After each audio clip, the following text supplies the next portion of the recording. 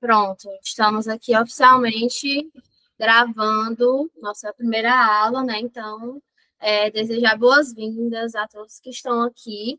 E a gente vai começar esse momento explicando, né, o que é a Vai Vendo, que eu e o Maílton, a gente participa da idealização, da produção e tudo mais, né? Oi, gente, bom dia. Eu sou Maílton Grande, para quem ainda não me conhece, sou professor de História, sou produtor cultural e milhões de outras coisas. Atualmente, a gente constrói a Vai Vendo, que é um projeto de trilhas urbanas aqui pela cidade de Fortaleza, que tem como objetivo principal a valorização da nossa história, cultura e patrimônios. Eu e a Luísa, nós somos professores de História, então nosso projeto ele é todo voltado para a área da educação, né?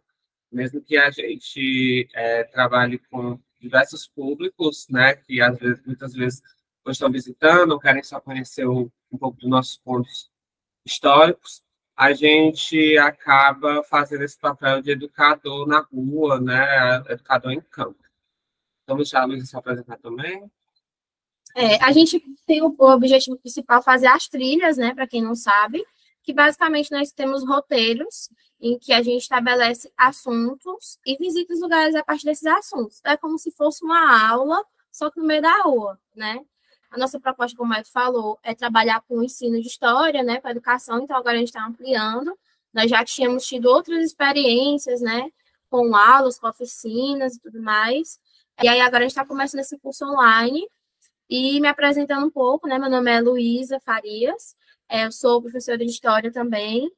Desde que nasci, moro aí no Mundo Bim, então, né, vivo na periferia de Fortaleza e tenho muitas experiências também na área da educação patrimonial, não só com a Vai Vendo, mas já trabalhei também em museu, já trabalhei em colégio, tenho aí uma bagagenzinha, assim, um pouco diversificada, né? E aí agora eu queria convidar os nossos convidados a se apresentarem, né? Pronto, vamos lá. Bom dia, gente, de novo, né? Como vocês podem ver, meu nome é Gerson, né? Eu também sou professor de História, estudante de História da UES, né?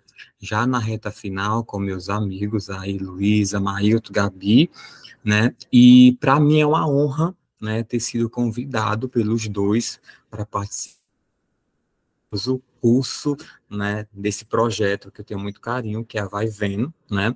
Diferente da Luísa, eu não sou de Fortaleza, né? Se vocês aí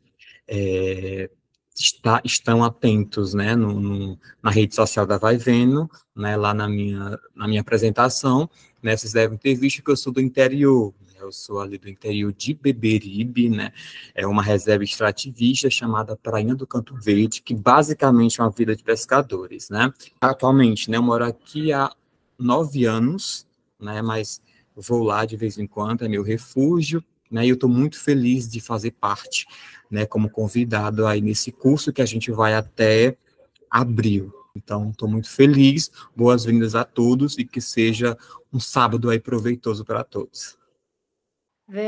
Bom dia, gente. Meu nome é Gabriela, né? Vulgo Gabi, como também sou mais conhecida, né? Pelos meus amigos, né? E profissional. Enfim, também estou concluindo aí, né? A área de História com meus amigos, Luísa, Maílton, Gerson. Se Deus quiser, tudo nesse semestre, ou não, né? Qualquer coisa, mas se Deus quiser, né? A gente está tentando aí. E também para mim, como já assim, é uma honra, né, estar participando do minicurso aqui de História do Ceará, um curso, na verdade, né? Bem ampliado, com material incluso. Então, se você não se inscreveu, né, cuida, porque a gente está preparando com muito cuidado, com muito empenho. Basicamente, é isso. Sou aqui de Fortaleza também, né? Mas eu acho que ninguém conhece onde eu moro, Parque Manibura, né? É bem esquecido aí.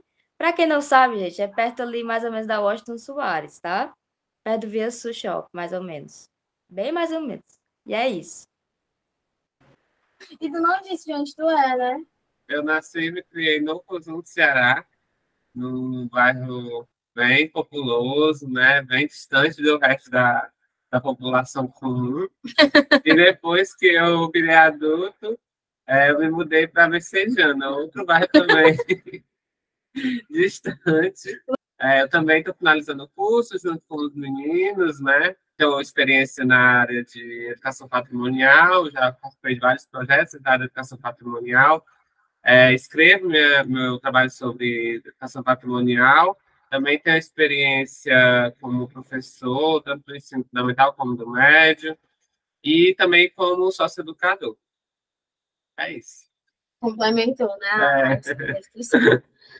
Mas, enfim, então, bora começando, né, aqui. Primeiro, antes de passar para a aula em si, né, hoje a gente vai focar na resolução de questões. A gente escolheu questões da Casa de Cultura, né, que é amanhã, questões do IMPA, e também de outros concursos, né, como da Prefeitura de Fortaleza também. Então, a gente vai resolver essas questões e explicar o conteúdo. Mas, antes disso,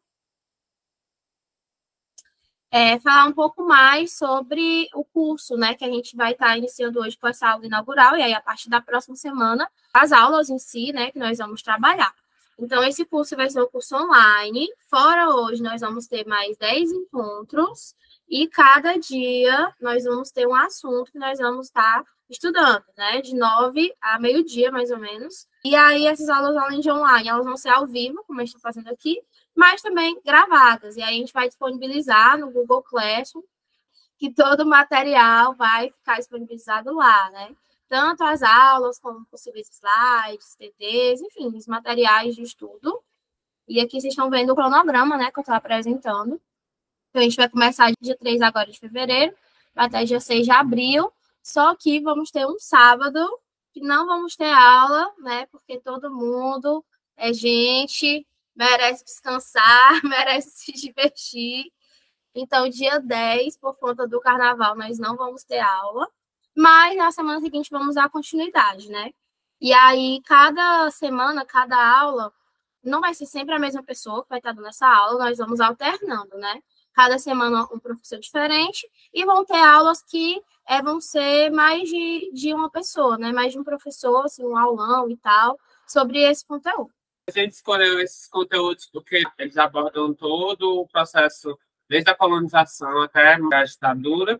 A gente vai tentar pegar alguns assuntos sobre o pós-ditadura, mas não vamos conseguir dar tanta ênfase. Todos, né, os governos. Porque muitas coisas acontecem depois que a ditadura acaba no Brasil. Isso vai impactar diretamente na forma como os estados vão se organizar, né, a forma como a história vai ser organizada dentro de cada região.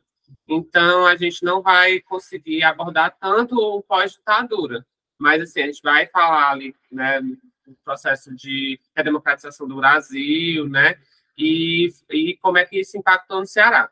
Então, as aulas todas foram pensadas para poder que a gente abordasse o máximo possível de conteúdos que podem cair nas provas, né, que podem cair nas seleções e que podem auxiliar vocês dentro desse processo. A ideia é que a gente faça uma aula expositiva aí, que a gente traga os conteúdos mesmo, e também trazer momentos de discussão com as questões, né? Nosso material ele vai ser voltado justamente para isso, né? Para a resolução de questões, né? A gente vai disponibilizar na nossa sala de aula um material em que vai ter questões para vocês resolverem, né? A gente vai debater essas questões, a gente vai trabalhar com essas questões, porque assim vocês conseguem treinar para fazer as seleções, fazer os concursos e provas, no geral. E aí também temos uma novidade, né, das inscrições. A gente deixou para dar essas informações hoje. A gente pensou em ampliar, né, vamos ampliar aí a data das inscrições. Na verdade, até mesmo depois do término das aulas, vocês vão poder se inscrever, porque as aulas ao vivo vão até abril, mas todo o material, tudo isso vai ser disponibilizado até junho, até o final de junho. Então, para quando você quiser assistir, quiser revisar, né, e tudo mais, você vai poder fazer isso. E, né, para se inscrever, para ter acesso a esse material, até o dia 1º de junho, você vai poder estar se inscrevendo. E lembrando também que as inscrições, elas dão direito a um ingresso individual, né, para uma trilha da gente. A gente acabou não falando muito sobre essas trilhas, né? Mas a gente costuma fazer os agendamentos por nossa conta, e aí nós disponibilizamos esses ingressos. Costuma ser aos sábados, ou pela manhã, ou pela tarde, mas também vamos começar a fazer aos domingos, né? A gente dá prioridade aos fins de semana por conta das pessoas que trabalham, que estudam. Inclusive, hoje à tarde, Então, quem se inscreve no curso também tem acesso aí a pelo menos um ingresso individual às trilhas, né? Prontos agora para a gente começar aqui. E, como eu disse, hoje nosso foco é resolver questão e explicar o conteúdo a partir das questões, né? Então, vamos para o primeiro assunto. Vamos trabalhar hoje os conhecimentos gerais sobre a história do Ceará, trazendo um pouco para a atualidade também. E aí eu fiquei responsável, né, por essa questão, gente. E eu achei uma questão muito interessante, né, e aí já de antemão já quero dizer que o Ceará, ele foi povoado não somente pelo item aí correto, tá? Porque aí tem basicamente, né, 3, né, famílias, grupos, né, e são diversos, uma variedades, né? No nosso curso eu vou montar, né, uma tabela e categorizando, né, cada um desses grupos, né, famílias. Mas vamos trabalhar com o que está aqui, né? Diz o seguinte: antes da chegada dos europeus ao atual Ceará, quais povos indígenas habitavam o território cearense? Essa questão, né, quando se fala de povos indígenas no Ceará, recorrentemente esse assunto cai nas provas, né? Já vi no INPA, né? Já vi na própria UES, né? Casa de Cultura. E aí o ITA diz: índios tupis, tabajaras e potiguares e cariris, índios tapebas, tabajaras, potiguares e guaranis, índios tupis, cariris, potiguares e guaranis, índios tapebas, tabajaras, potiguares e cariris. Alguém chuta?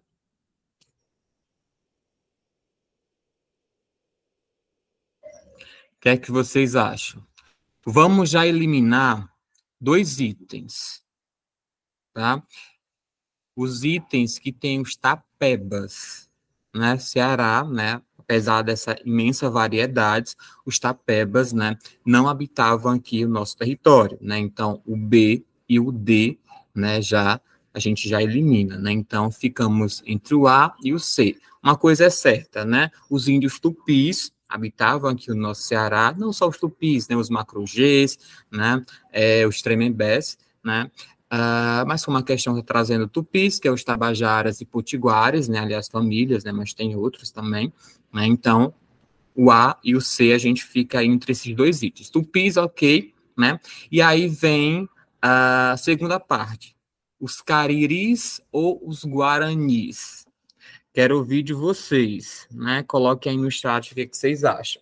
Estaria certo o A ou o C? Cariris ou guaranis? Então, o item correto é o ar, né? Cariris. Os guaranis não habitavam aqui o nosso estado, né? Onde seria o nosso estado. Então, é os índios tupis, né? Que são tabajaras, potiguares e cariris. Lembrando, tá, gente, que a gente está fazendo aqui o que a questão pediu, né? Os povos que a questão está dando. Não é somente esses 2 tipos, né? Ou famílias, grupos, né? Que habitavam aqui. Existem muitos outros, né? Só que é tão difícil categorizar, né? Porque para os europeus tudo era igual, né? Eram grupos homogêneos, né? E depois, com o passar do tempo, né, os especialistas viram que não, né? Eram grupos ali heterogêneos, né? Cada um tinha seu costume e eles foram categorizando, né? Então, há uma dificuldade gigantesca, né, de se categorizar os povos nativos do Ceará justamente por conta disso, né, dos portugueses, ou europeus, né, em geral, chegarem e chamarem todo mundo de tupi, por exemplo, né? E aí, e também a nossa historiografia, né, muito contada a partir da visão do europeu, então isso dificulta muito, né? Mas eu dei uma pesquisada e eu fiz um quadro muito interessante, né? Estou ainda elaborando, né, para a aula do curso mesmo, onde eu categorizei, né, aí todos os povos que se tem conhecimento aqui do nosso estado, tá? Então, fiquem sabendo que não é somente isso que a questão traz, né? Então, item correto é o item A, índios tupis, tabajaras e potiguares e os cariris, ok? Vamos para a próxima, né? Vamos lá. Próxima questão. Aqui é Casa de Cultura. Olha só. A ocupação da capitania do Ceará no século XVII teve por objetivo. E já o comando da questão já diz muita coisa. O Brasil foi colonizado, né, no século XVI, né, a partir de 1530, né, porque de 1500 a 1530 foi o pré-colonial, né. E aí o Ceará, século XVII, um século depois do Brasil, isso significa que o Ceará teve uma colonização tardia. Agora, professor, por que eles não se interessaram pelo Ceará? Tem alguns fatores. Primeiro, Ceará não tinha riqueza, né? Ceará não tinha ouro, Ceará não tinha prata, e era isso que os portugueses, né, queriam. Então, o nosso Ceará não tinha isso. O clima do Ceará era totalmente desfavorável, né? Para atracar aqui navios, né, no nosso litoral era difícil, né? Porque os ventos não eram ali favoráveis, né? Tem um clima também árido, né? As secas, o Ceará sempre foi, né? Aí um território, né? De secas, né? Semiárido. E também a presença dos nativos, né? Os nossos nativos aqui não aceitavam de jeito nenhum, né, os brancos europeus se fixarem, né, aqui nas nossas terras, né? Então eles repreendiam mesmo. Então tinha essa reação nativa. Então todos esses fatores contribuíram, né, para que os portugueses de fato não colonizassem, né, ali o Ceará. Então, só esses elementos, né, que eu falei agora para vocês, já respondem nossa questão. Vamos lá. Item A. Foi colonizada a ocupação para receber a sede da administração geral? Não, né? Imagina se eu vou colocar a sede da administração da colônia em um território que não tem ouro, que não tem prata, que é totalmente desfavorável ao clima. Não tem sentido nenhum. Se eu tenho Pernambuco, se eu tenho Bahia, né, que é o litoral ali açucareiro, onde está vivendo sua prosperidade, por que eu vou colocar a sede da administração geral da colônia em um território que não tem nada? Né? Então, aí a gente já tira, né, o item A. Item B, constituir um ponto estratégico militar. Aqui é um bom item, né? Vamos deixar de stand-by, e aí eu já explico melhor. C. Fundar as bases da Igreja Católica na colônia. Mesma lógica do item A. Se eu tenho outras regiões mais prósperas, por que eu vou fundar a base da igreja em uma região que não tem nada, né, que não beneficia ali os interesses da metrópole? Né? Não faz sentido. Item C também é incorreto. D. Formar um entreposto comercial e financeiro. Comercial como se o Ceará não tem riquezas, né? A riqueza que nós tínhamos aqui era âmbar. Âmbar é uma pedra amarela, né, que a gente tinha muito aqui. A gente tinha muita pimenta malagueta, a gente tinha muito sonim, né? Macaquinhos, né, os saguis. Então, na cabeça do português, né, do europeu no geral, isso não era riqueza, né? Então, a gente não tinha mesmo riqueza, ouro e prata, né, na concepção deles, né? Então, a D também é incorreto. E o E, assegurar o monopólio da escravidão indígena no Brasil. Gente, se vocês souberem, tiverem em mente os pontos que levaram o Ceará a ser ocupado de forma tardia, você responderia essa questão. O item correto é o item B. Constituir um ponto estratégico e militar. Significa o quê? Que eles não queriam colonizar para extrair riquezas, né? Uma vez que na cabeça deles, né, o Ceará não tinha riqueza nenhuma. Então, era um ponto estratégico e militar. Para quê, professor? Para combater os franceses no Maranhão. Né? Os franceses eram um povo, né, que já estava chegando aqui no Nordeste e eles tinham se fixado ali no Maranhão. Então os portugueses decidem ocupar o Ceará, né, como um ponto estratégico para chegar ao Maranhão. O Ceará era uma rota para o Maranhão e assim eles iriam, né, para o Maranhão e faziam uma emboscada, né, e tentava expulsar os franceses.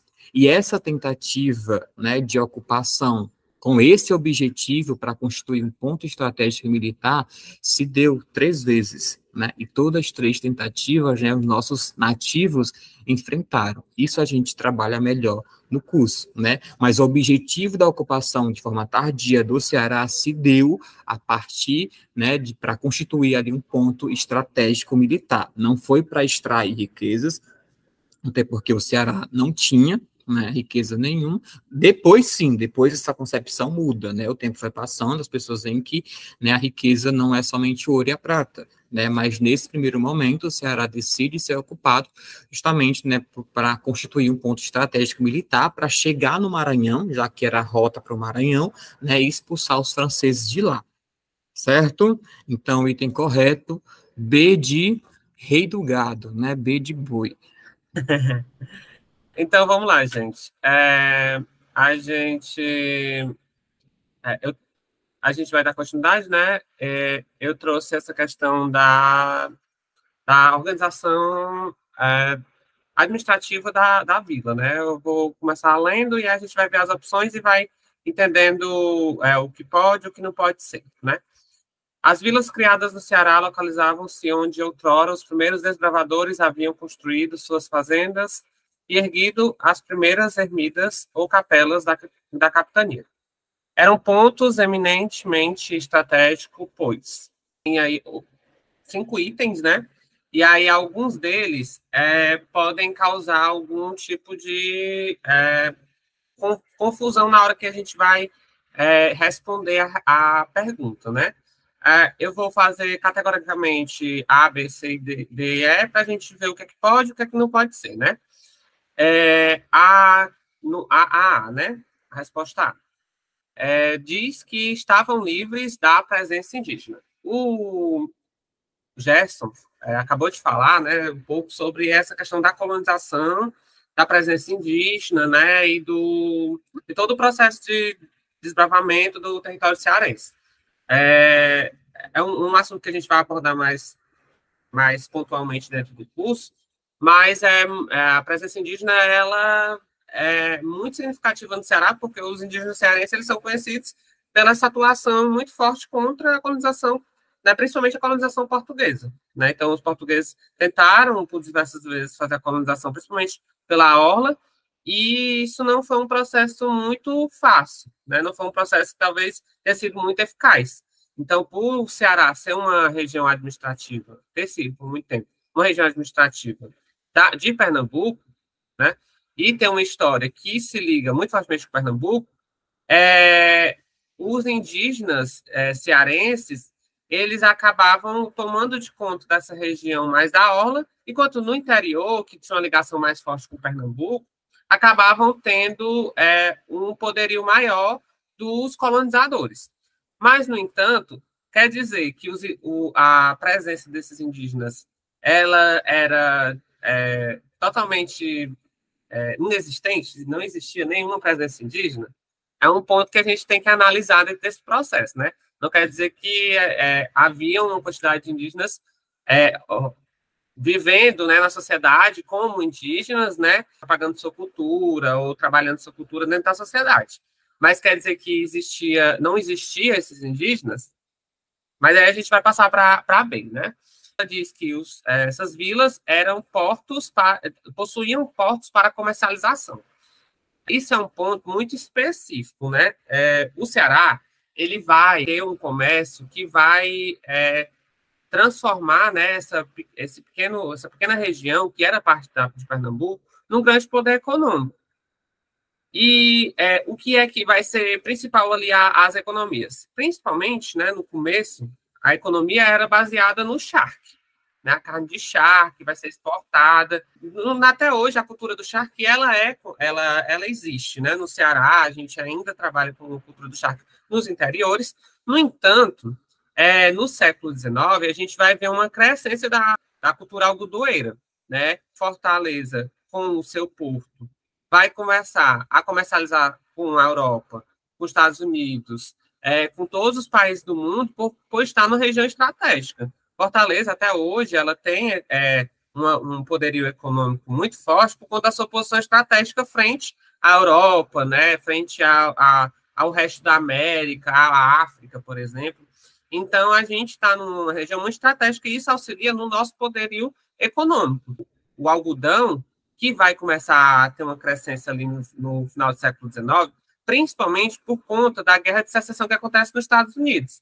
Então, os Estados Unidos ele entra em guerra, né, entre o norte e o sul, né, o norte, que não era uma região que trabalhava com a escravidão, era uma região mais livre, enquanto o sul tinha muitos escravos, principalmente para a produção do algodão, que era o principal mercado dos Estados Unidos.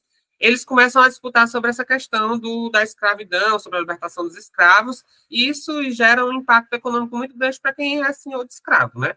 Então, Fortaleza, essa guerra impacta diretamente nessa produção de algodão, e os Estados Unidos param de produzir, né? Literalmente por conta da guerra, que é a guerra civil mais conhecida deles. E aí Fortaleza e a China, elas começam a disputar esse mercado. Só que, como eu disse para vocês, Fortaleza estava num ponto estratégico para o mundo todo, né? Então, Fortaleza fica à frente dentro do processo. Mas, no entanto, antes disso, a gente já tinha outros portos, né? Como o de Aracati, né? Que o que fazia com que a mercadoria como o charque, fosse comercializado por todo o país, né? Ou se caso fosse para o mundo. No entanto, eram pontuais esses portos, né? Não significa que uma vila ela tinha que ter um porto. Por exemplo, Icó, que era uma vila muito conhecida, muito rica, a elite morava ali, né? Tinha seus casarões, tinha muito poderio econômico estava ali em volta de Icó. No entanto, não havia o porto. Então, isso tem a ver com o fato de, né, ser uma vila, né? Aí a gente vai para ser, né? Determinavam a construção de fortes militares. Isso também é um caso muito específico, né? A gente pode citar o caso de Fortaleza, né? Que a gente vai ter diversas tentativas de colonização, tanto portuguesa como de outras regiões, até, como, por exemplo, dos holandeses, eu acho que é comum, acho que todo mundo meio que sabe, já saiu algumas notícias, né? Acho que ano passado, ano retrasado, saiu uma notícia sobre essa atuação holandesa, né, no estado de Ceará, sobre o impacto da cultura holandesa no estado de Ceará, mas não só no Ceará, como boa parte do Nordeste. Os holandeses, eles fizeram um trabalho muito eficaz no processo colonizador. Quem patrocinou isso foi uma empresa particular, não foi o país em si, como Portugal e Espanha, mas a forma de abordagem foi um pouco diferente da forma como Portugal trabalhava ali a sua colonização. Por que eu digo isso? Porque o forte, né, de Chunembó, que hoje está localizado ali na 10ª região, né, ali no centro de Fortaleza, era um forte holandês. Então, os holandeses conseguiram fazer a aliança, né, conseguiram fazer um forte de forma eficaz, né, numa região estratégica, que estava às margens de um rio, e conseguiram se instalar. Por muito tempo? Não, mas conseguiram muito mais que os portugueses, que tinham tentado já ali na região da Barra, do Ceará, né, já tinham colocado o forte lá, mas não de forma muito eficaz, porque o forte foi abandonado. Tanto que hoje não existe resquício desse forte. Então, criar uma vila nem necessariamente estava ligado aos fortes, porque a gente volta para a questão, né, de Icó, né, ou de Aracati, né, ou de outras regiões do interior do Ceará, que não tinham uma construção de fortes, mas tinham suas vilas montadas ali. Posso dar um outro exemplo, como Messejana, que é onde eu moro atualmente, né? Então, a vila de Messejana, que hoje, né, faz parte da cidade de Fortaleza, por muito tempo ela foi um grande poder econômico também, né? Tanto que hoje a gente percebe, ao chegar na Messejana, que há uma cultura muito específica dentro do bairro, parece mesmo uma cidade, né? Há um centro econômico, um polo econômico que tem uma grande projeção dentro do Estado, há também uma cultura literária, uma cultura econômica, né? A forma de se fazer, há toda essa relação com o José de Alencar, que nasceu aqui. Então, aí, a gente tem a Messejana, que era uma vila também. A Messejana tem um forte? Não. Então, a gente vai para D, né? As vilas, né, elas possibilitavam a fluidez de mercadorias e pessoas. Isso é uma questão bem específica, né? Afinal de contas, a vila, ela tem esse sentido, né? porque as vilas eram criadas justamente para que a organização acontecesse, para que as pessoas conseguissem se instalar e assim as mercadorias pudessem passar para lá e para cá. Afinal de contas, o Brasil como organização, né, estratégica, pensada por Portugal, né, uma colônia, ela nasceu, né, a colônia brasileira, ela nasceu a partir já do mercantilismo, né, barra o início do capitalismo. Então, numa projeção global, não passou pelos processos europeus, né, que foi o feudalismo, né, que foi o período da Idade Média. Então, a gente não teve esses processos baseados na cultura europeia. O que foi chegado aqui, a partir da Europa, foi já o mercantilismo, que é um iníciozinho ali do capitalismo, né? É uma ideia bem rudimentar do capitalismo. Então, o mercantilismo, a ideia era que o mercado ele aumentasse, né? Então, tudo a partir do mercantilismo vai se basear em quê? Em mercado, em consumo. Eles vão colonizar para que o mercado aumentasse, para que o consumo também aumentasse. E quando eles vão fazer um neocolonialismo, também é a mesma coisa. Então, a gente vai ver que isso é recorrente dentro do processo histórico. Então, obviamente que as vilas, elas possibilitavam, né, a fluidez de mercadorias e pessoas. Só que aí a gente nunca está satisfeito com a resposta, mesmo que ela esteja ali legal, né? A gente viu erros nas outras, mas a D parece aparentemente ser a mais ok. Mas a gente nunca pode pensar que essa só é a única opção. Então a gente vai ainda assim para a E, né? Então, a ela diz que as vilas elas asseguravam a existência de bancos e cartórios. A gente tem duas questões aí, né? Os bancos, a gente pode começar com os bancos, porque os bancos, eles não eram uma instituição como a gente conhece hoje, né? A gente vai em um shopping que tem ali na Messejana, na Frei Cirilo, e lá tem 2 bancos, né? Então eu posso ir, se eu tiver uma conta num, eu posso tirar dinheiro lá, eu posso fazer uma negociação, eu posso pedir empréstimo, eu posso tentar tirar um cartão de crédito, eu posso entrar ali no serviço. Uma pessoa que estiver lá em São Paulo agora, ir num shopping perto dele ou numa agência perto dele, ele vai ter as mesmas possibilidades. Ele vai fazer as mesmas coisas. Ele vai talvez ter os mesmos critérios de avaliação, a partir da renda, né? A partir de vários critérios que são pré-estabelecidos pelo banco.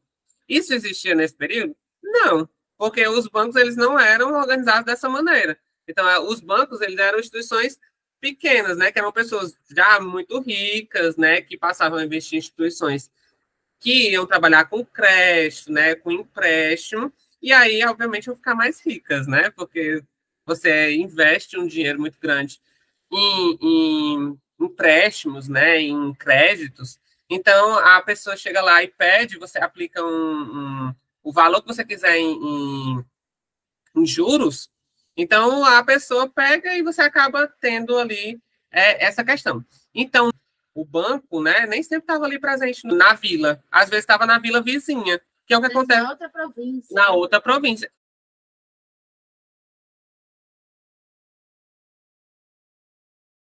Achei muito interessante, né, a pergunta da Andressa, né, a questão da vila. E aí a gente, na época, né, determinava a vila se tivesse um pelourinho, né? Sim. Então, por exemplo, a primeira E o que é um vila... pelourinho, professor? Vou explicar. A primeira vila, né, do Ceará foi Aquiraz, né? Teve uma disputa aí entre Aquiraz e Fortaleza, né? Qual que seria o primeiro território, o primeiro espaço a ser uma vila, né? E aí a vila foram mandadas várias cartas régias, né? Para Portugal, e o rei, né, de Portugal mandava de volta e determinou que seria, né, em Aquiraz, né? Mas teve uma disputa aí gigantesca entre Aquiraz e Fortaleza, né?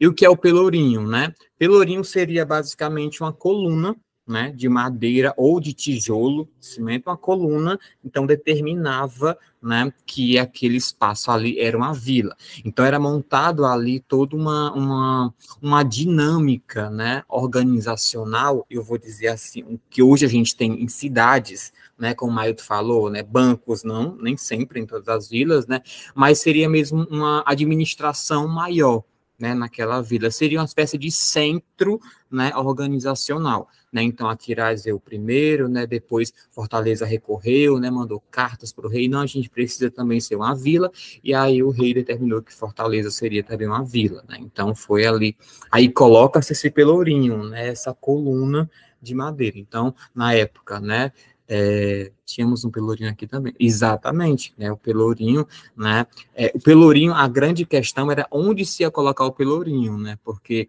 se queria muito lá onde foi o primeiro forte, né, lá na Barra do Ceará, aí não, né, vamos colocar ali no forte dos holandeses, né, ali no centro, aí não, vamos ser no Aquiraz. Então tinha toda essa disputa, né, entre essas elites que ocupavam aí esses territórios, esses espaços, né, mas acabou que o primeiro pelourinho foi no Aquiraz, depois Fortaleza, né, passou a reivindicar o seu pelourinho, né, sua condição de vila, e aí finalmente, né, Fortaleza é levado vila e coloca-se o pelourinho.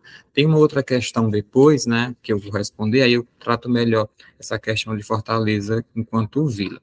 Mas é isso. Mas eu achei muito interessante. Aí tem outra coisa também que era necessária, além do pelourinho, né? Que é a igreja, que a gente está falando de uma colonização portuguesa, né? Que era aliada à igreja católica e que, inclusive, muitas vezes a igreja ajudava nesse sentido da colonização.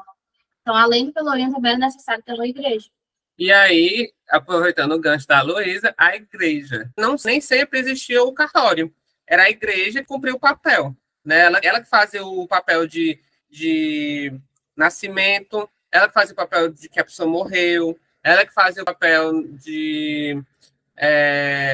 ali ao redor da igreja tem um cemitério, porque era um território santo, então a pessoa ser enterrada ali perto era uma coisa boa, né, para a pessoa. Então, tem toda essa questão. Então, nem sempre essas duas coisas elas estão ligadas ao fato da vila, principalmente os bancos. Né? E aí está a questão. E aí existia, às vezes, principalmente em vilas pequenas, os caras que emprestavam dinheiro, mas necessariamente era um banco. E para a gente, né, a gente percebe que é a AD, né? Que ela justamente caracteriza a vila, né? Que é essa fluidez das mercadorias e pessoas, né? Que é esse processo de vai e vem. De ocupação também, de ocupação. De mostrar que as pessoas estão vivendo lá, que está tendo uma certa influência, movimentação e tal. Então, entender, né? Entender. Vou marcando aí no gabarito de vocês. Mas depois a gente vai disponibilizar isso lá no nosso Classroom. Galera, bom dia mais uma vez, tá? Meu nome é Gabriela. Essa questão não vou me demorar muito, até porque o Mailton já adentrou um pouco esse aspecto, né, da produção do algodão, especialmente aqui em relação à Fortaleza. Gabi, quer dizer que não tinha algodão no Ceará? Não era bem assim. O Brasil e o Ceará não tá, né, longe disso, porque o Ceará está dentro do Brasil, sempre dependeu, querendo ou não, de economias externas. Isso é um fato, querendo ou não, até hoje. Foi assim com a cana-de-açúcar, foi assim com a mineração, nem tanto, mas com o café, por exemplo, que estava rolando nessa época. E o algodão não foi diferente. Um dos grandes países que produzia algodão nesse momento, século XIX, era os Estados Unidos, tá? E aí a questão, eu já dei meio que a resposta, né, querendo ou não, já introduz assim um pouco. A ampliação da produção algodoeira no Ceará, em meados do século XIX, foi alavancada por guerras que atingiram o seguinte país. Que país foi esse que passou por uma grande guerra civil, né, entre o norte, que era de um caráter mais industrial, e o sul, que tinha um caráter mais escravista? São dois modelos completamente diferentes, né? E esse modelo, que é bem diferente um do outro, já tem uma oposição muito forte, é óbvio que uma hora ou outra iria desencadear uma guerra, um conflito, né? Que foi o maior aqui do continente americano e o maior, né? Só quem vai superar a Primeira Guerra Mundial. Então, esse país é os Estados Unidos. Por que isso foi bom para aqui para o Ceará, especialmente para Fortaleza? Fortaleza vai começar a se destacar de fato como uma grande cidade economicamente a partir da produção de algodão. Quer dizer que não tinha produção de algodão antes? Não. Normalmente era vinculado ali, né, ao ciclo do gado e algodão. Que é que a gente vai chamar de binômio gado e algodão. O que é isso, né? O algodão servia ali tanto para roupas para os escravizados, alguns que tinham aqui no Ceará, né, ainda não era um grande número, e servia também para alimentar o gado. Então, serviu, né, como um complemento aí. Até que esse período das charqueadas vai declinando, e aí o algodão passa a ser a principal atividade. E isso especialmente aqui para Fortaleza, tá? Fortaleza vai começar a se destacar, começar a adquirir toda uma infraestrutura em termos de transporte, em termos de modernização, por conta desse algodão. A partir do momento que os Estados Unidos, né, cessa essa guerra civil e um pouco depois, né, que sempre tem aquela questão de como vai ficar após essa guerra, obviamente as coisas começam a melhorar, eles voltam, né, a produzir aí a questão industrial, que era o modelo do norte, e aí Fortaleza vai perdendo, né, esse espaço comparado com o que ela tinha durante a Guerra Civil Americana. Sempre vai ser assim, gente. Sempre vai depender, querendo ou não, do mercado externo. Se o mercado externo tá bom, né? Como é que vai ficar a situação do Brasil? O Brasil vai ter que fazer alguma coisa em relação a isso. Foi assim com o Ceará, foi assim com Fortaleza. Então, já vou colocando aqui de cara. Que país é esse que passou por essa guerra civil no século XIX? Estados Unidos, tá? Sempre lembrem disso. Tranquilo? Ficou claro? Gente, e é muito importante, porque esse momento aí, né, apesar de não ter sido aqui no Brasil, mas foi um marco, né, porque a partir disso que Fortaleza realmente vai crescer. Já era uma vila, já era assim, estava caminhando, né, era assim uma adolescente. Mas aí depois dessa atividade do algodão, aqui Fortaleza realmente vai se tornar uma grande cidade, né, grande assim, né, para os padrões da época. Ela vai brilhar em relação às outras, né, que tinham aqui no Ceará. Isso ela vai adquirir um próprio porto, ela vai adquirir toda uma modernização em termos de ferrovias posteriormente, né? Então, tudo isso vai ser a partir do acúmulo de capital que o algodão vai proporcionar, especialmente para Fortaleza. E isso também vai, querendo ou não, incentivar a própria produção cultural aqui dentro do estado, tá? Só para já, né, adiantando aí algumas coisinhas. Tranquilo? Bora para a próxima, então. Pode ir. Tem E de escola. Vamos lá. Facinho essa questão. É assim, eu costumo dizer que as instituições, né, quando elaboram provas, tem questões que elas dão assim de bandeja, né? E essa é uma delas, eu considero pelo menos, né? Diz o seguinte, do ponto de vista histórico, o nome da cidade de Fortaleza faz referência e tem aos índios tapebas, da Fortes Brasilis, a Mendiçá, primeiro capitão da capitania de Fortaleza, ao Forte Harmar, construído às margens do riacho Pajeú, ou ao Forte Schöneburg, resultante do domínio holandês sobre a região. Né? E aí eu já pego o gancho do que eu estava comentando com o Mailton, né, na questão dele, da presença holandesa no Nordeste e, consequentemente, aqui em Fortaleza. Né? Então, quando os holandeses vêm para o Ceará, formam, né, constroem um forte, né, e aí se vocês estiverem atentos na rede social, essa semana saiu, né, um vídeo lá que eu fiz sobre justamente essa construção, né, do Forte Sonneburg, né, que é aí um forte construído pelos holandeses, né? E aí eu quero que vocês entendam, toda vez que eu dou essa aula, as pessoas pensam, né, que o forte foi construído uma arquitetura, né, monumental, né, gigantesca, e não, né, gente? Foi de tábua mesmo, né, de pedaço de carnaúba, né, foi bem rudimentar, né, não foi nada muito moderno não, tá? Foi bem rudimentar. E aí, eles são expulsos do Nordeste, né? E, consequentemente, também expulsos do Ceará. Eles vão para as Antilhas, né? Ilhas do Caribe ali, né? Fazer essa produção de açúcar. E aí os portugueses retomam o forte, rebatizam aí de Fortaleza de Nossa Senhora da Assunção. E aí eu já abro um parêntese para falar o que a Luísa mencionou anteriormente, a questão da religiosidade. A igreja, né? O forte sempre fazendo referência a Santos. Esse não foi o primeiro forte, anterior a esse forte dos holandeses, né? Os portugueses já haviam construído 2 fortes ali na Barra do Ceará, São Tiago e São Sebastião, né? Sempre fazendo referência a Santos, né?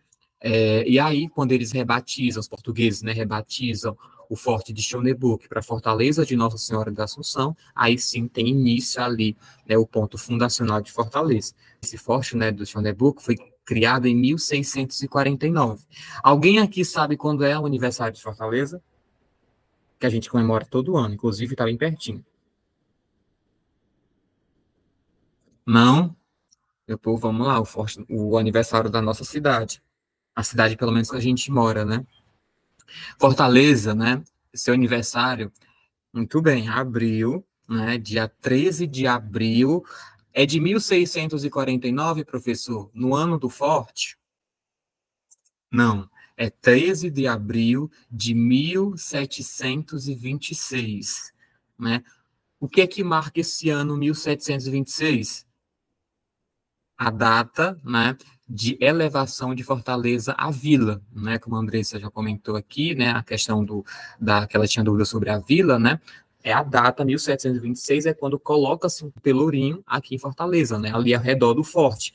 Então, 13 de abril de 1726, né, se comemora aí o aniversário de Fortaleza. Então, Fortaleza, esse tanto de, aí, matemática não é comigo, né, 1726 até agora, né, sei lá, 200 e poucos anos, é a partir de 1726, a partir, né, da fixação do Pelourinho na cidade de Fortaleza, ali ao redor do forte, né. Então, o nome Fortaleza se dá, né, a referência é o Forte Schöneburg, e depois da expulsão dos holandeses, foi rebatizado aí para Fortaleza de Nossa Senhora de Assunção. Mas lembrando, né, sempre é importante lembrar que esse não foi o primeiro forte construído, né? Inclusive, nos anos 60 teve a maior disputa, né, intelectual sobre o ponto fundacional, de fato, de Fortaleza, né, se deveria ser lá ao forte da Barra do Ceará, onde tem o Marco Zero, ou relacionado a esse forte ali dos holandeses, né, teve uma disputa, até que o Raimundo Girão falou, não, o ponto fundacional,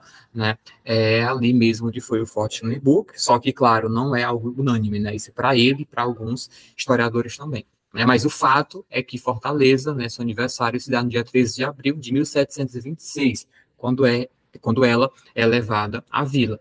Então, é uma questão fácil, né? A cidade de Fortaleza se reduz às fortes. Fortaleza, forte, né? Então, é só lembrar dos fortes. Ah, professor, e essa C, o Forte Jarmá? Se você nunca ouviu falar em Forte Jarmá, não marca, meu povo. Né? E aí, construído às margens do Riacho Pajeú, foi o Forte Schöneburg, dos holandeses. Certo? Então, Mendiçá, o primeiro capitão da capitania de Fortaleza? Não, Mendiçá vai ser um governador geral, né? Não tem nada a ver de capitania de Fortaleza aqui. Né? Aos índios tapebas da Forte Brasilis? Não, nada a ver com índio, né? Fortaleza mesmo. E aí o nome já é bem sugestivo também, né? Fortaleza, homenagem aí ao forte. E é isso, então, item correto é o item D, né? D de dado. Perfeito. Vamos lá. Agora uma questão sobre abolicionismo, né? Ceará sempre tem essa alcunha de Terra da Luz. Vamos entender direitinho por que ele tem esse nome, né? Aí tão famoso, tão conhecido. Alguém sabe? Alguém poderia me dizer? Galera, basicamente, tá? Por que o Ceará tem esse nome em referência à Terra da Luz? Primeiro, vamos ver aqui os itens e explicar, né, se realmente condiz ou não com esse termo. Do fato de a capital Fortaleza ter sido a primeira capital nordestina a utilizar energia elétrica em sua iluminação pública, graças ao trabalho do cearense Delmiro Gouveia. É por esse motivo que ela é conhecida como Terra da Luz? Será? Por causa da iluminação elétrica? Sendo que nessa época, né, Fortaleza vai se destacar muito pela questão da modernização, né, durante o período da Belle Époque, beleza. Realmente vai receber ali uma iluminação pública posteriormente. Mas será que foi a primeira a receber? É um ponto. Se a gente for considerar, por exemplo, que tinha outras cidades, né, ali, especialmente da região sudeste, economicamente mais desenvolvidas, entre aspas, né, economicamente falando. B, da enorme quantidade de radiação solar que recebe em função da sua proximidade à linha do Equador e da pouca presença de nuvens em seu céu. Essa aqui, acho que a pessoa, né, que normalmente conhece o Ceará, especialmente, poderia até marcar. É porque realmente aqui é muito quente. E ultimamente está pior ainda, né? Até mesmo no interior do Jazz, quando eu fui lá, final do ano, dezembro, estava muito quente. Ele mora muito próximo ao mar, só para vocês terem uma ideia. Mas não é esse o motivo que o Ceará é conhecido como Terra da Luz, né? Apesar de ter um nome bem, digamos assim, bem subjetivo. Poderia interpretar para esse lado. Sei. Do fato de as câmaras de Icó e Quixeramobim terem proclamado a República em janeiro de 1824, pronunciada a Confederação do Equador contra o autoritarismo de Dom Pedro I.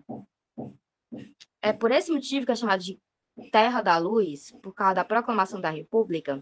A Confederação do Equador, a gente vai ver, vai ser um dos temas a ser tratados. Realmente houve essa tentativa, né? Era um movimento que exaltava a República de caráter separatista. Porém, né, a República aqui no Brasil, de fato, ela só vai acontecer em 1889, tá? Então, esse item está bem distante do que condiz a realidade dentro do que vai ser instalada a República no Brasil. Tudo bem? Podendo variar a questão de dias, né, em alguns locais, ou até mesmo questão aí de... Foi 1889, alguns locais só vão mesmo proclamar 1890, no ano seguinte. Acontecia, tá? Pela questão realmente de transporte e comunicação. E né, que eu acho que já deu para ficar bem claro, de ter sido a primeira província a abolir a escravidão, ainda em 25 de março de 1884, 4 anos antes da abolição pelo Império em 3 de maio de 1888, né, que a abolição da escravatura no Brasil foi com a Lei Áurea, realmente em 1888, e aí 4 anos antes houve a nossa Carta Magna aqui no Ceará, né, especialmente aí com a figura do famoso Dragão do Mar, ou Francisco José do Nascimento, também chamado Chico da Matilde. Gabi, o Ceará realmente foi o primeiro? Foi, tá? Ali na região de Acarapé, onde hoje é a Redenção. O que teria levado o Ceará a ser um dos pioneiros, né? Junto ali, Ceará e Amazonas. Ambos foram no mesmo ano. Basicamente, era porque o Ceará não tinha escravos. Tinha poucos, porém, isso não é um dos motivos para ter sido abolida a escravatura logo aqui no Ceará, tá? Tinha poucos por quê? Porque a nossa economia não dependia tanto da mão de obra escravizada. E nesse momento estava acontecendo, né? Já tinha acontecido a Lei Eusébio de Queiroz, que proibiu o tráfico, né? O tráfico atlântico mesmo, de escravizados da África para cá, o Brasil. Então, a mão de obra que tinha no país era destinada especialmente para onde? Para os cafezais, especialmente São Paulo. O Ceará, assim como os locais do Nordeste, do Norte, disponibilizavam, entre aspas, né, deixar claro, grande parte dessa mão de obra para trabalhar nos cafezais.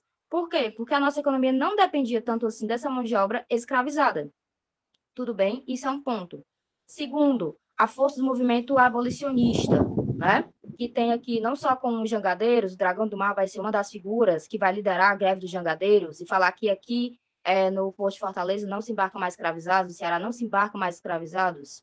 Vai ter sim. Não só o Dragão do Mar, como outras sociedades libertadoras, incluindo ali em Sobral, outra que vai levar a Carapé a ter sido a pioneira, né, a abolir a escravidão no Ceará, é um dos motivos. Essa força do movimento abolicionista, especialmente depois da Guerra do Paraguai, né? Depois da Guerra do Paraguai, eu tenho ali em que grande parte desses escravizados, pessoas negras, foram para a Guerra do Paraguai, teve esse contato, né, com o pessoal do Exército, que na época foi formado especialmente por causa da Guerra do Paraguai, e aí houve, né, esse contato, essa aproximação e uma defesa maior da pauta abolicionista, tá? Especialmente depois da Guerra do Paraguai, é um dos motivos.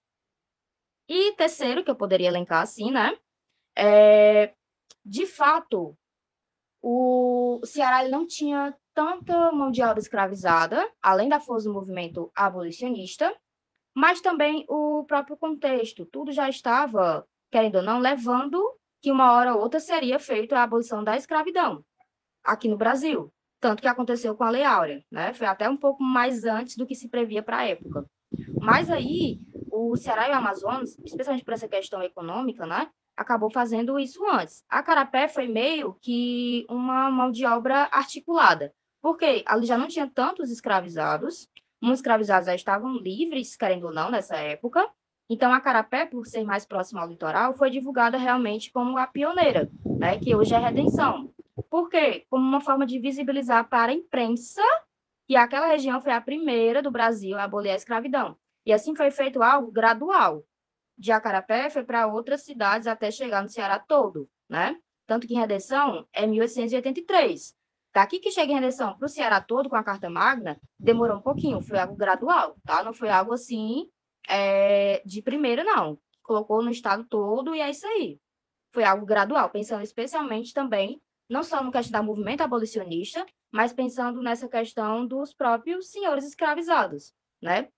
Os poucos que tinham aqui, mas que vão sofrer, querendo ou não, com essa falta de mão de obra. Então, o item correto é o item D, tá?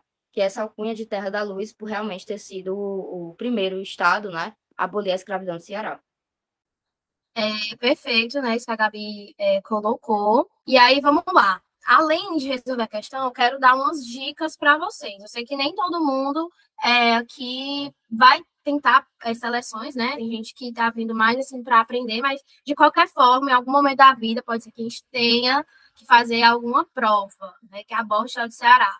Principalmente concurso, e inclusive, olha só, essa questão aqui que eu trouxe, ela foi do último concurso que teve para a prefeitura, né? Então, concurso aqui de 2022. Antes de resolver a questão, antes de ler a questão, eu queria dar uma dica muito importante para vocês. O Maildo já falou uma das dicas que eu costumo dar, que é a de vai lendo os itens, vê a resposta que você acha que pode estar certa, mas você não marca. Você termina de eliminar os outros, né? E a outra dica foi ler uma questão que tem um texto, vai direto para a referência bibliográfica. Que, para quem não sabe, é isso aqui, ó, que tem Ponte, Sebastião, Rogério, não sei o quê. Isso é a referência, é de onde eles tiraram esse fragmento de texto. E por que é bom você ler? Porque muitas questões de história, elas querem que você ou interprete ou que você saiba qual é o conteúdo que está sendo abordado ali. Nem sempre vai dizer qual é o conteúdo. Em outras questões que a gente fez aqui, não, né? Teve questão que disse, colonização do Ceará, ocupação do Ceará, vila. Mas nem toda questão vai ser dessa forma. Eles podem dar características, informações sobre a sociedade, enfim. Mas você vai ter que chegar na conclusão de qual é o assunto. E nesse tipo de questão, que acontece muito quando tem texto, a referência, ela pode ajudar. E olha só qual é a nossa referência. Sebastião Rogério Ponte, que é um historiador muito importante para o estudo de Fortaleza, e olha aqui a obra dele.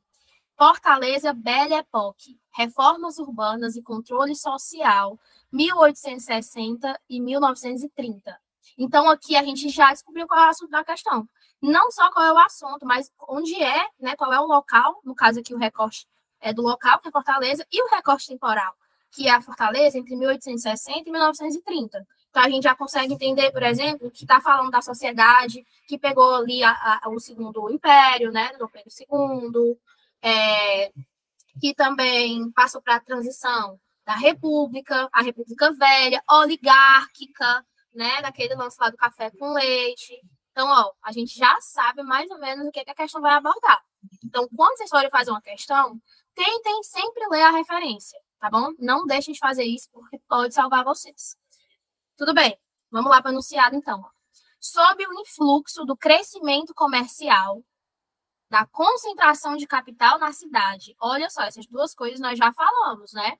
A gente já entendeu como é que o Ceará foi ocupado, como é que Fortaleza cresceu, qual é esse crescimento comercial, né, que a Gabi disse, que veio principalmente com algodão, durante a guerra lá dos Estados Unidos. Isso possibilitou o crescimento de capital, o crescimento de dinheiro, ou seja, a formação da elite de Fortaleza. E, olha só, da assimilação dos novos padrões e valores burgueses europeus.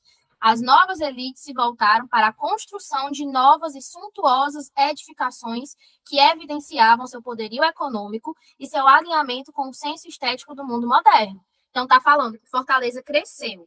E, ao mesmo tempo que Fortaleza cresce, essa elite que surgiu vai criar novos lugares, novas ideias e novos costumes para mostrar que o seu poder cresceu.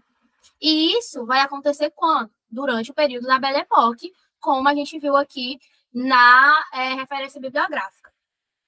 Antes de partir para o resto da questão, olha só. Deixa eu apresentar uma coisa aqui para vocês na tela. Não sei o que é Fortaleza na Belle Époque, o que foi a Belle Époque. Às vezes dá um Google, gente, que pode dar ajuda para vocês. E façam esse tipo de pesquisa, mesmo quem não está estudando para a seleção, porque a gente consegue descobrir muita coisa sobre a nossa cidade, né? Então, ó, fui aqui no Google, pesquisei Fortaleza Belle Époque. De cara, já aparecem para a gente, inclusive o livro, olha, do cara aí, do Sebastião Rogério, né?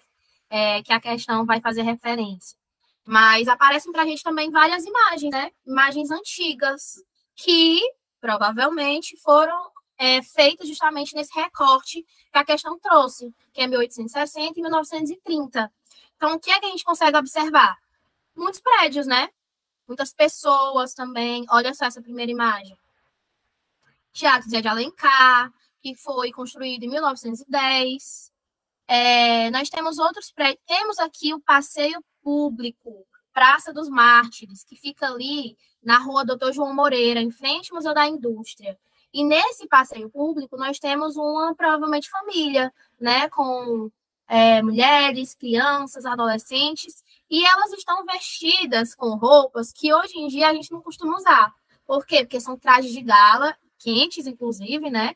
Mas, para a gente hoje, nós temos momentos específicos para usar esse tipo de roupa, né? Uma colação de grau, um casamento, uma coisinha assim mais chique. Olha só a palavra chique. Uma palavra francesa que tem a ver com a Belle Époque. O que foi a Belle Époque, gente? Foi um momento de euforia, né? Muitas transformações, mudaram o estilo de vida.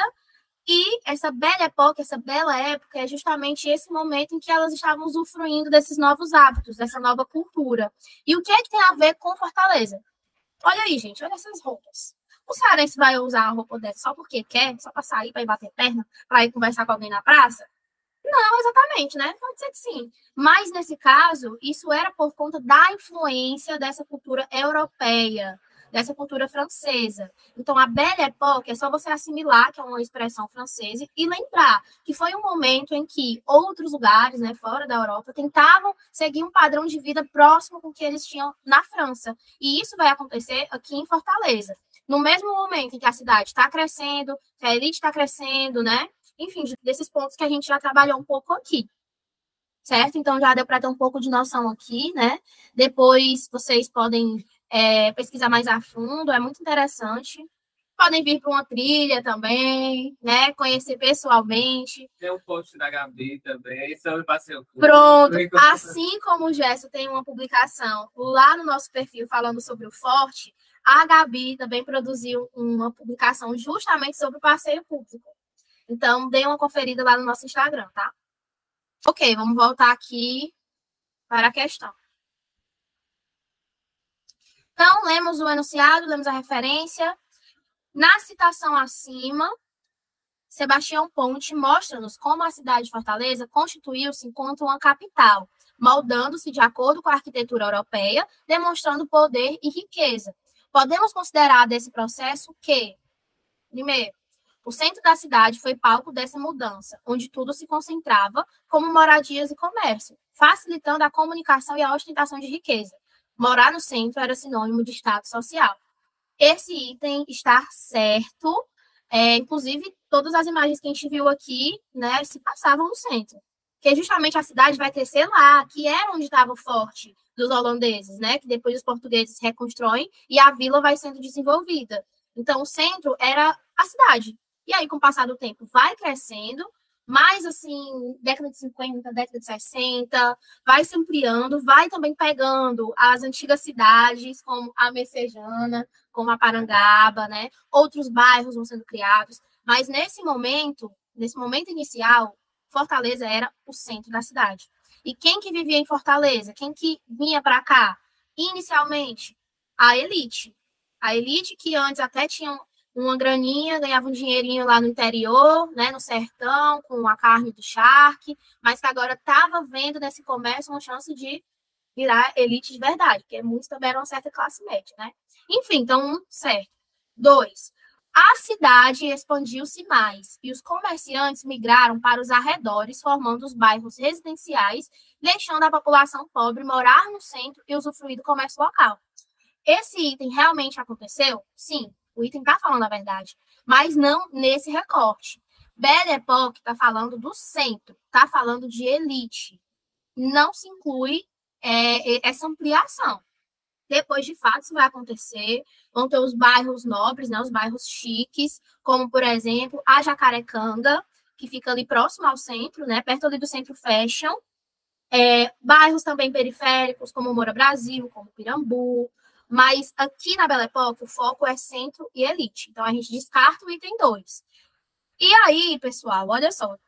Descartando o item 2, então a gente já elimina o item A e o item B. Né? A chance de acertar já fica 50%.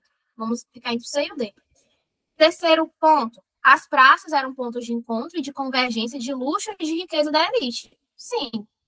Que se misturava com as demais camadas nos passeios e nos eventos públicos, como cinemas e lojas. Essa parte aqui já não está legal.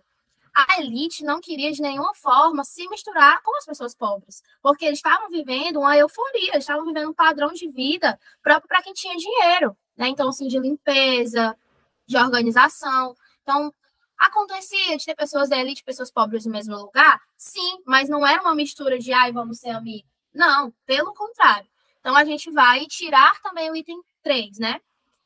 4, o primeiro piso do passeio público, até hoje não querem se misturar. Exatamente. Não é à toa que, se vocês forem parar para ver a história mais ampla da cidade de Fortaleza, vocês vão ver que esses bairros nobres vão estar sempre mudando, né? De início era Jacarecanga, depois eles vão para a praia, e a praia, durante a maior parte assim, do tempo, era um lugar de desprezo. A elite não ia para a praia, porque quem vivia na praia eram os trabalhadores do porto, eram os pescadores, né? 4. O primeiro piso do passeio público era frequentado por essa nova elite, que morava no centro, com seus casarões e comércio. As famílias eram reconhecidas pelo sobrenome na soleira das casas. Então, esse item está certo também, né? A gente até viu aqui o passeio público, lá na publicação da Gabi, e na nossa aula também sobre Belle Époque, vocês vão conseguir entender melhor, né, mais a fundo. Mas, de início, tem que entender que, realmente, essas praças eram lugares de convivência, entre muitas aspas, entre essas classes, mas não era uma convivência amigável. E o passeio público, por ser um lugar onde tinha iluminação, e tinha não sei o quê, todo bonito, revitalizado, era um espaço em que a elite se afirmava, né? E aí, então, 4, está certo. 5, os equipamentos culturais da época estavam instalados no centro, como cinemas, clubes e passeios. Olhar as vitrines da loja como a cearense era um evento social da elite. Também, certo. Ou seja, ficamos com o item D, beleza? Alguma dúvida? Comentário? Façam esse exercício, gente. Pesquisar, vocês vão gostar bastante. E aí, a gente queria agradecer, né? Tanto quem participou do momento, como quem vai estar assistindo, né, essa aula gravada. A gente vai disponibilizar ela no YouTube, né? Porque, como ela é uma aula inaugural, aberta ao público, nós não vamos postar apenas no Classroom, mas também no nosso canal do YouTube. E, né, desejamos aí uma boa prova para quem vai fazer alguma seleção. É isso, gente. Obrigado por terem participado. Esperamos vê-los em breve, nem se não for no curso, nas trilhas. É isso. Bom dia, boa tarde. Se os meninos quiserem falar alguma coisa, o Gerson, a Gabi. Não, é agradecer, né? Foi um momento muito bacana, né? Essas horinhas, 2 horinhas, né? E aí a gente se vê, né, no próximo sábado, né? Comigo, né, vamos falar da ocupação de forma detalhada, de forma aprofundada e um pouco da economia, né? Vai ser bem interessante. Então, agradeço aí desde já. Também passar para agradecer, galera. Muito obrigada, foi maravilhoso, né? Vou estar aí com vocês em alguns encontros. Espero vê-los novamente. É isso. Obrigado. Obrigada pela participação, gente, e até mais. Até Boa mais. prova. Tchau, tchau.